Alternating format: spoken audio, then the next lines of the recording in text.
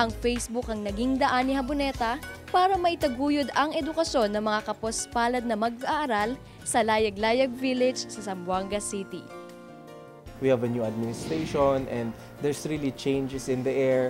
So parang we wanted the boat to be a symbol for the kids na, they can do anything that they want to do.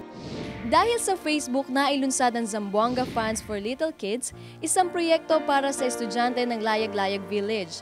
Marami ang humanga sa determinasyon ng mga kabataan na makapagtapos ng pag-aaral. Di nila alintana ang paglangoy sa tubig na hanggang leeg patungo sa kanilang eskwelahan. Buhat sa mga donasyon, nakaipon si Jaboneta ng perang sasapat para makabuo ng bangkang demotor. At nito lamang Marso, pinasinaya na ang paggamit ng bangka sa pangunguna ni Jaboneta. Ito ay kulay dilaw at tinawag nila itong bagong pag-asa. Maaari itong magsakay ng 20 estudyante patungo sa kanilang paaralan.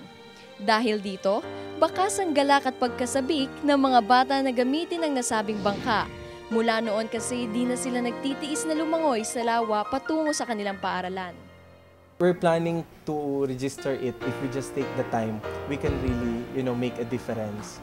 I am part of the solution. At ngayon lamang Hunyo, isa si Jaboneta sa 7 Pilipinong pinarangalan ng Yahoo, isang sikat na search engine sa bansa. Kinilala ng Yahoo ang pagsusumikap ni Jaboneta na itaguyod ang proyektong magbabago sa buhay ng mga batang layag-layag.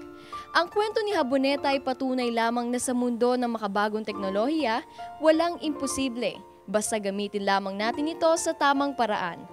Zarina Lusuegro, News Team 13.